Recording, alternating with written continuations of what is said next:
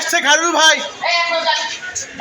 খায়রুল ভাই, আমি এবার নির্বাচন করতে পারলাম না, মানে কাগজপত্র করা খুব টাফ হয়ে গেছে, অনেক জটিল। নির্বাচনের মাঠ ভালো না, আমরা এখনো ভরসাবাদ পাইতেছি না যে নির্বাচন হবে কিনা।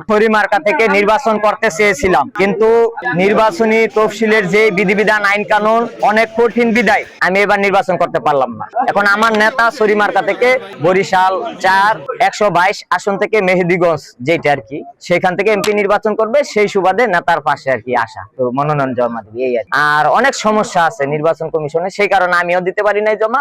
মার্কা থেকে অনেকেই দিতে পারে না আর কি, মনোনয়ন জমা দিতে পারে না, মানে কাগজপত্র করা খুব টাফ হয়ে গেছে, অনেক জটিল হয়ে গেছে, এই কারণে পারতেছি না। নির্বাচনের মাঠ ভালো না, আমরা যে কাগজ জমা দিতেছি আমরা এখনো ভরসাবাদ পাইতেছি না যে নির্বাচন হবে কিনা। কারণ আমাদের মার্কার প্রতীক যে ওনাকে দিয়েছে, তিনি বলছে আমরা 300 আসনে দিব, চেষ্টা করতেছি এবং দিছে। এখন যদি সবাই কনফার্ম করতে পারে আজকে দিনের ভিতরে, তাহলে 300 আসন মার্কা কনফার্ম হবে। কিন্তু আমি মনে হয় 300 আসন কনফার্ম করতে পারবে না। আমার নেতা সিনিয়র মানুষ, অনেক অভিজ্ঞ দেখা কোন রকম গুছাই টুছাই কাগজপত্র দিছে, আমি পারি নাই। হ্যাঁ, কেরানীগঞ্জ থেকে দাঁড়াইতে চাইছিলাম, পারি নাই।